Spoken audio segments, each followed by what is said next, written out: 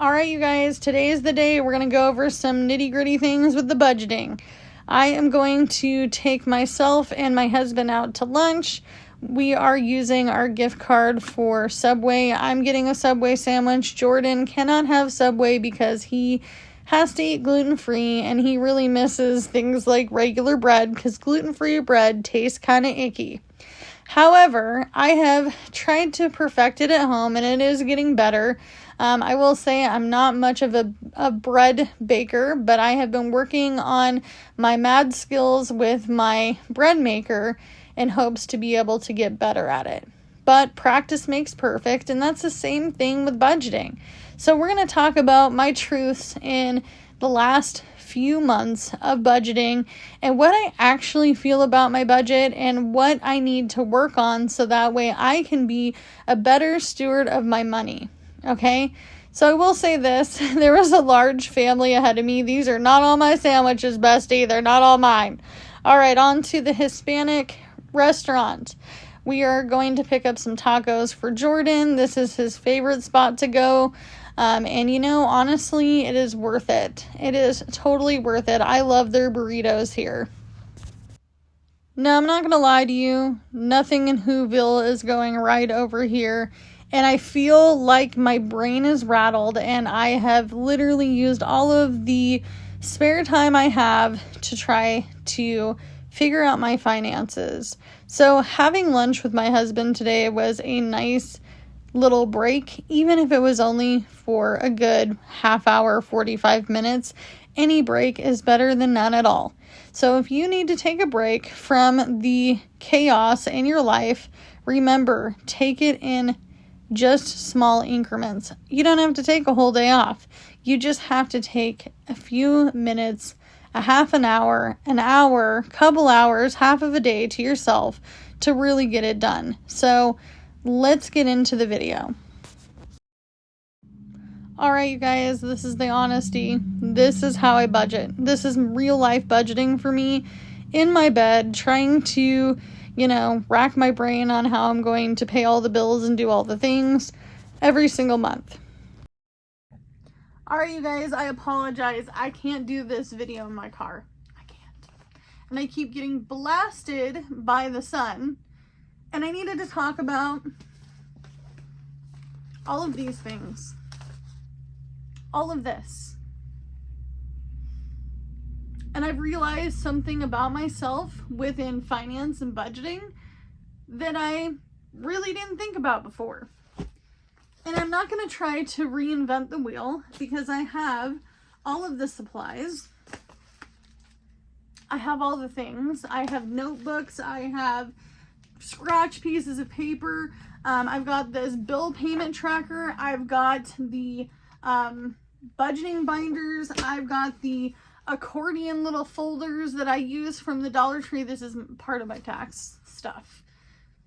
This is not everything. Shh, don't tell anybody. I have a whole manila folder like this one, but envelope size, about this thick, with stuff like this in there. It's over here because I have to call my tax lady back. But anyway, so I have the tools. I have the budgeting monthly budget doodad tracker. I have got every single category that I could possibly need in these particular envelopes. Okay. I have all the things, right? You've seen them a million times over. We have all the things, but I even have this, which I've been using all year round. And even though sometimes I'm just using it to track certain things, and some months I don't do very well using this happy planner, but I have all of the necessary things to really get myself started on being successful. But the truth is that I haven't been lying to you in my budget. I just don't think I've been doing it efficiently enough. I know you're probably thinking, how, girl? How? You categorize everything, and you've been doing all the things that you want to be doing, right? And you're paying off debt, and it's continuously going well, and you've got more streams of income now than you have in a really long time, and you're doing all the things, you're working on your computer, you are legitimately tracking every single dollar that comes in and out of your account, but it's still not enough. And I can tell you the missing piece to the puzzle is that it's very hard for me to be doing all these things when I don't know what my current income is going to be. I feel like I'm putting this ahead of knowing what I'm actually going to be making. Does that mean that we're going to stop doing budgeting videos altogether? Does that mean that I'm just not going to be able to cash stuff my 100 envelope challenge and my sinking funds, and talk about my bills, which these are my true bills right here. These are my true bills. Okay? These are my true bills because this is what I have to pay legitimately to make it through the month. But how am I going to pay this if I don't even know what my income is going to be? And someone once said to me, well, you should be budgeting by paycheck because then you know exactly how much money you have. Well, that's great and all, and budget by paycheck can work for you. But it still doesn't make this better. Still doesn't make this better. Because, I mean, if I didn't get a paycheck that was big enough to pay these bills, something would have to go unpaid. And you don't want to do that either. So I think I really need to allow myself in April to give myself some space to kind of track and kind of gauge what my income is going to look like. And my income is constantly changing. Before, when I was doing gig work and I could go out and work and do all the things, there was, and I hate to say it, I know you guys don't think so because you probably have never done it before and are very judgmental, but I could gauge that I can at least make $100 a day. And it's not like that anymore. I don't know where I'm making the money and when I'm making it at this point, because all of these things in my life have changed. Jordan is now working an hourly job. He's still doing Spark. I am still gig working. I am still working my night job when they need me on call. I am still doing some little side hustle jobs with Jordan's family's business. I am legitimately still doing all these things, like starting another form of income, actually kind of like the same income, but I'm gaining it back essentially by doing the cab driving with the Uber and the Lyft. Unfortunately, I wish I could just pay these. I wish I could just pay these and say, you know what, a month ahead binder works for me. I've done it once before. We've been a month ahead once before, but a lot of it is not knowing when it's coming in, how much is coming in, and all the things. And I don't want to lie to you because things have changed in the last 2 months. And I just feel like I'm pulling at straws to get these different things figured out, right? I mean, I went over a wonderful sinking fund list. And I was really honest with myself. How much do I need to save a year realistically on my low income? I know a lot of people are like, $1,000, $1,000, $1,000. Well, did you know if you saved $1,000 in a year, divide that by 52 weeks in a year, you'd have to put $20 away each and every single week consistently. So can you afford to do that?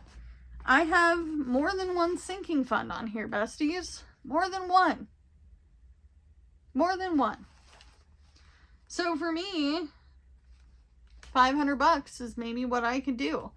That's $10 a week. That's half the battle. I still have to pay for car maintenance because I drive a car. My husband drives a car, and if you don't pay for car maintenance, you will down the line. It's gonna come and slap you in the face. I know, I've been there too. My younger years, driving lots of different cars because I didn't know how to maintain a car. I didn't know what I needed to do to maintain a car realistically until I probably hit about 28, 29 years old, and I got a brand new car, and I was like, I want to keep this car good. I want to keep it good. I want to make sure it's running well, it's pristine, all the things. And I was asking the dealership, well, what do I need to do? And they gave me the golden booklet that came with my car, right? And the guy pulls it out and he says, this is going to tell you what to do, when to do it. This is why this is important when you buy a car, to have it in there. Whether someone filled it out or not, if it's a used car, is not your, well, it could be your problem, right? But I was like, I need to start maintaining the cars I have, because I don't want to keep buying cars, you guys. I want to make a car last. Even if I was to move across the United States, I'd likely have a company ship my car. They do it all the time here. People ship their cars from California. There's a guy I was working with at my night job. He moved here from Wyoming, and he had his truck shipped here for like literally, I think like $800, where they put all the cars on one of those, 2-row long bed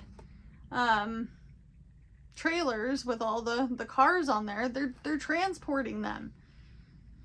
I want to just keep the cars I have, so I need to maintain them. How much does that cost me a year? I'm talking oil changes, brakes, fluids, any sort of maintenance that may need to happen. Obviously, things are going to happen to your car over time. You're going to need to fix it. And somebody was like, Amanda, you're now fixing cars all the time. Well, I'm either making payments or I'm fixing the car. I don't want a payment, you guys. I don't want a payment. I want to be payment free when it comes to a car. I want to start saving for the winter. The winter is something that legitimately comes to bite me in the ass every single year. And I know I said the A word. I know I did. Sorry, but it comes to bite me every single year. I want to save $1,100. I know you're probably going, but that's more than your emergency fund. It's because I need it. I need for sure guaranteed 2 months worth of rent. Okay. House repairs. I own this house. This is mine. This is my husband's house. We've put some money into it, luckily. Knock on, I know Sophie might bark in a minute. The little dog, she might bark in a minute. Knock on house that my minimum house repairs could be $500 a year. And if I don't have to use it, then it can roll over to the next year.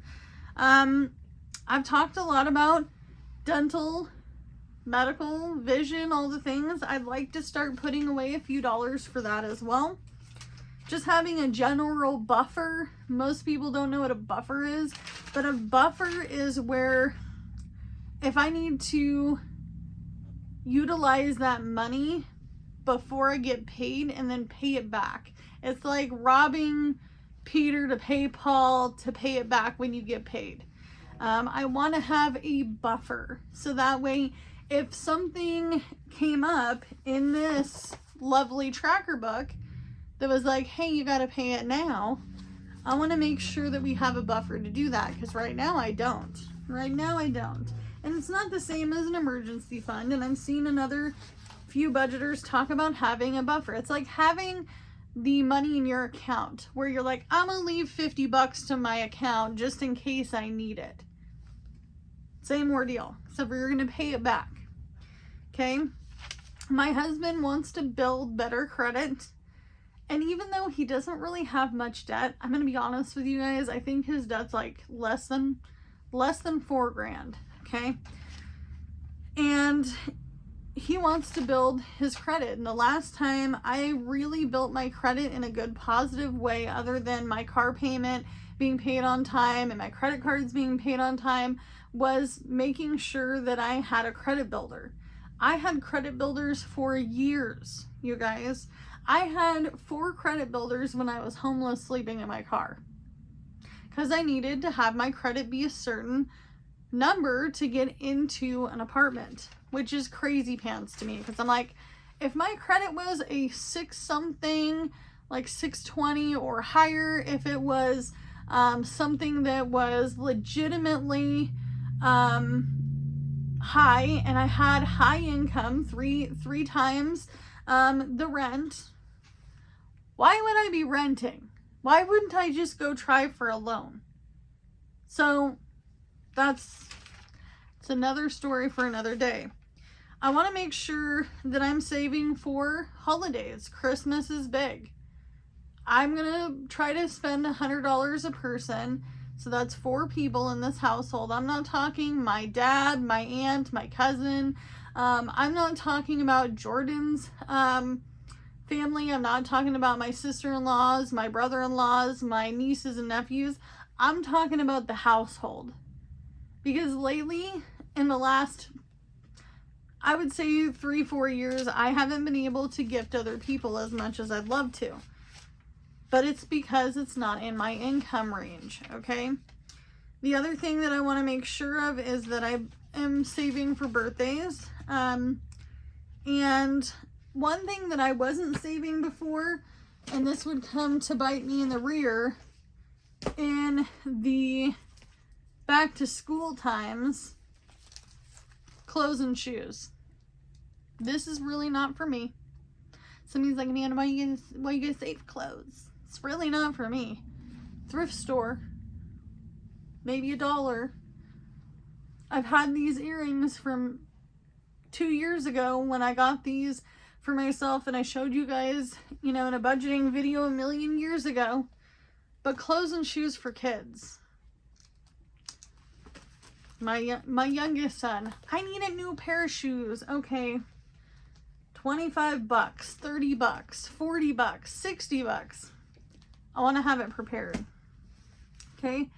I have a whole list of things that I need to work on in my budget. So far, with what I need on an every week basis, it's over my budget. So I need to really, really dig into my new income, figure out where I'm going to be picking and choosing from. Am I going to be paying off debt when I really need to be saving for the flooring for the house? Do I really need to be saving for an emergency fund when my credit cards are due? I'm talking going back to the very basics of budgeting. Very basics. How much money am I bringing in? What needs to be delegated first? Then what happens next?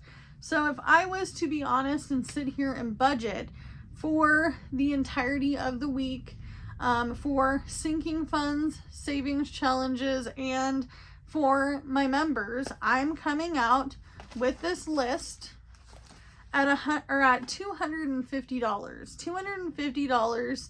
$250 times 4 weeks is $1,000.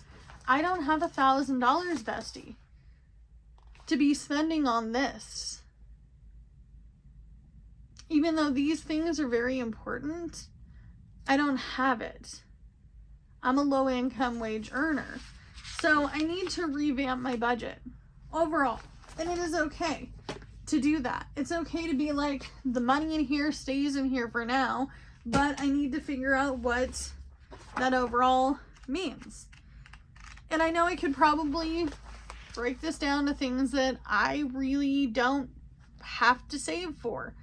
But if the money is going to be spent, I might as well budget for it. For instance, I have a P.O. box for my Etsy and this channel. I have to pay for it, right? It's $120 a year. That turns out to be $3 a week for 52 weeks. Now, it's already paid for the year, and whatever I save this year will go to next year. So it's going to be a juggling thing, okay? It's going to be a juggling and trying to figure out what's going on ordeal. I wanted to ask, or I got asked, and I wanted to let you guys know, I have one method of savings and simple way of saving money without this, without these, without all of these, okay? Somebody's like, Amanda, I just need one simple way to save, because that's how my brain works.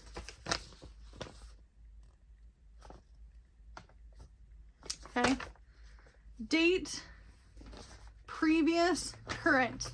So how this would work, and I know you probably are going to see it backwards because I'm using the selfie camera, which is everything in this video at this point.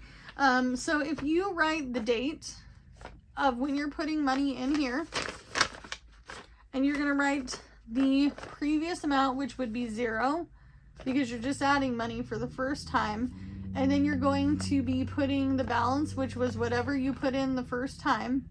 And then the next time you put in money, like let's say that was $5 the first time.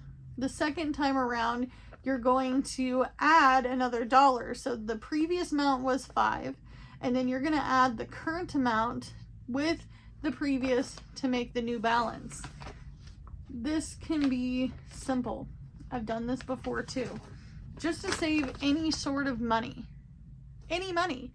And maybe this giant thing is your emergency fund. I don't know.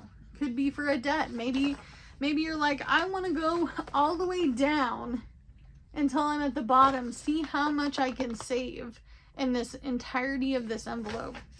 And then when it's done, I close it up like so. And I say, okay, now the money is saved. So, I mean, it is realistically the easiest, cheapest, didn't have to really do anything. You could use an old envelope.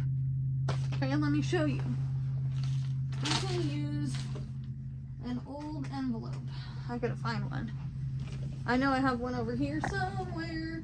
Okay, so I'm gonna try not to show this person's information. So, you have an old envelope. Somebody sent you mail. You cut it open on the side. And you could do the same thing. Date, previous, current. And you just keep adding till this is bursting full. And it's looking like this. Even if it was dollars. I added $3 today. I added $6 today. I had $1 today.